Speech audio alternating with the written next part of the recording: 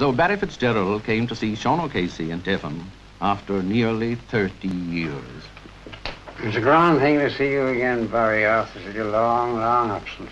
A long absence it is. Do you remember, Sean, the first night of the Play on the Stars in the row? I do well. When the serenity and quietness of the Abbey Theatre was turned into a roar and a rush, and Yeats came bounding out on the stage to oppose the howling mob, with his eyes flashing and his bushy hair waving like a bush that wasn't burning, and his arms extending over the yellowing, bellowing dastards that try to down the play, and he shouting out at them, "You have disgraced yourselves again." And then when the roaring became worse and they shouted out against O'Casey, he roared out at them with all the venom and vehemence that was in the great man. He shouted out at them, "This is O'Casey's apotheosis." Probably because he had some peculiar belief in the magic of a word. It was I wonder, did those that were listening to him, Barry, understand what the meaning of apotheosis was? Did you? I'm not answering that question. Did you understand? No, of course I didn't. You didn't? Well, neither did I. And I was wondering all the way home, and it was a very late hour when I left. I was wondering all the way home what in the name of God was the meaning of apotheosis and what had happened to O'Casey that he had such an honour conferred on him. It was only when I got home and quietly and secretly, looked up the dictionary, I discovered that O'Casey was translated up into the gods. For me, the whole thing happened with the first production of Juno and the Peacock. Same here to me, too. And I met for the first time a most remarkable man and a great artist. That night of the first production of Juno,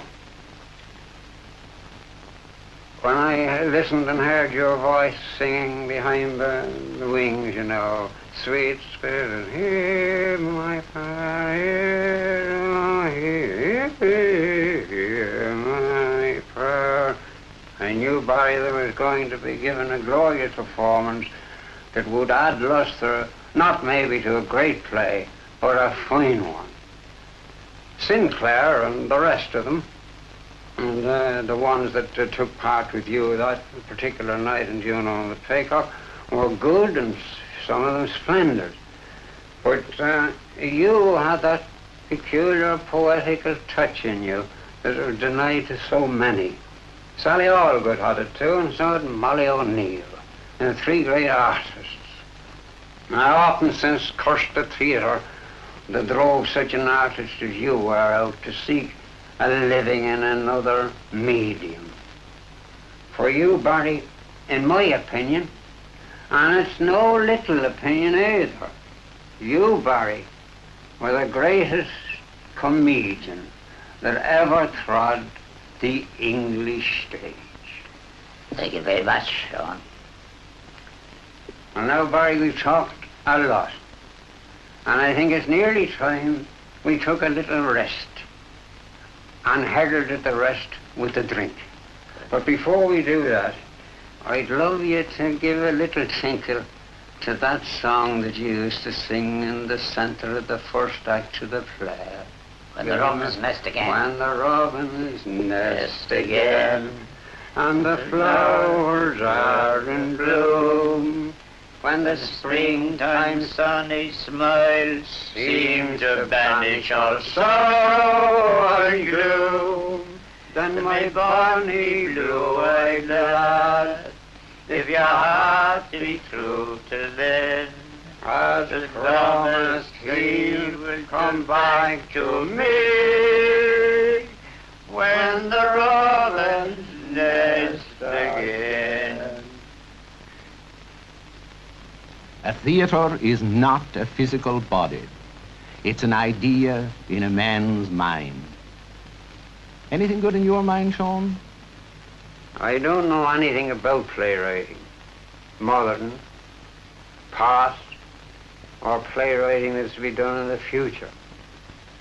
When I write a new play, when I sit down to try to write a new play, I've had the experience of many plays before, yet that new play that I am going to try to write gives me the same agony, the same trouble, the same effort, the same Herculean work as the very first play I ever wrote gave to me.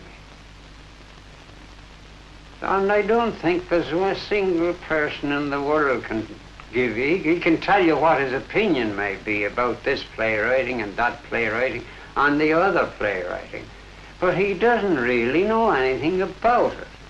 The best thing that was ever said about playwriting, I imagine, as far as my memory goes, was said by Yeats, when he said, "My curse on plays that had to be devised in 50 ways." Not really devised, Sean, set up. Yeats meant the number of sets. You know, what you're really talking about is... I have my own personal opinion on what way playwriting should go, on the form that the drama should take. Not only now, but I wrote a book called The Flying Wasp 25 years ago. And I sat down in that book, as far as I could credibly do it, my opinion as to what the drama ought to be. It ought to be, not in any particular sense, but in a general way. It ought to be a combination of all the arts.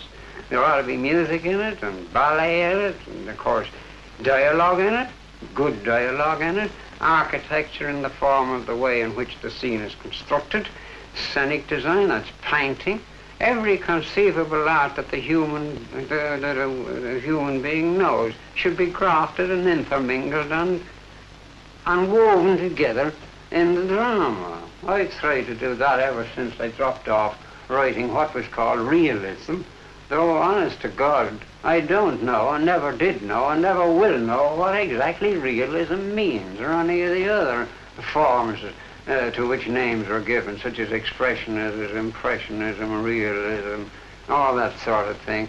They're all mysteries to me.